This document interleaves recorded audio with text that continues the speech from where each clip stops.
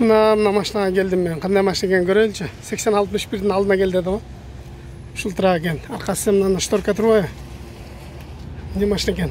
Көрелікші. Не машина екен? Ford Bugatti 350 екен, Супер дейді.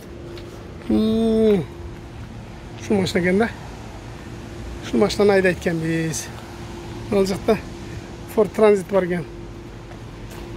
Шылар тұрады. Assalamu alaikum dostlar. Amansыңарбы? Мен азыркы учурда Пенсильваниядамын.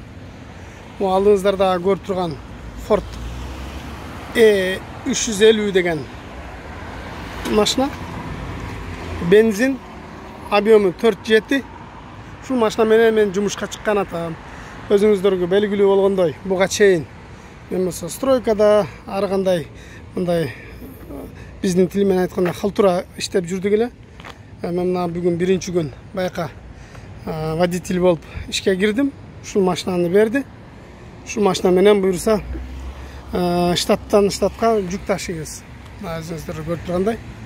Азыр ичинде көргөзөм. Аркасы шторка, мындай өдүк ачылат.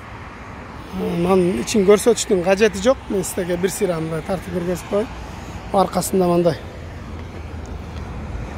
байка пут коюп чыга турган нерсе бар экен. Бул жерден ачылат өдөгү.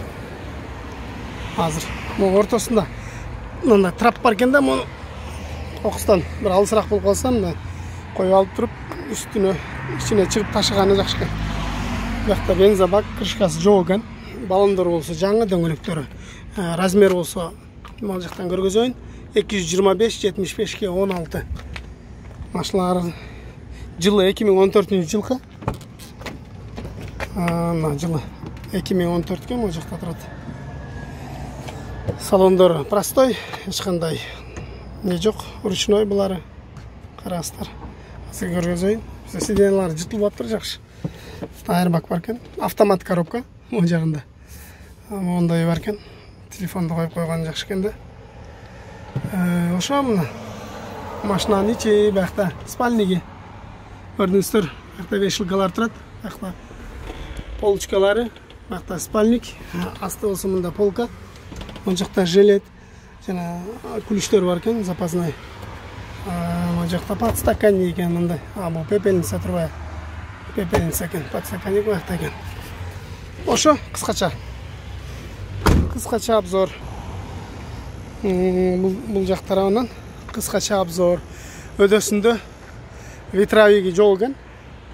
Мындай болгон. Бул болсо үстүндө несі. Үстүндө жана спальниги. Мен силерге көргөзүп коеюн.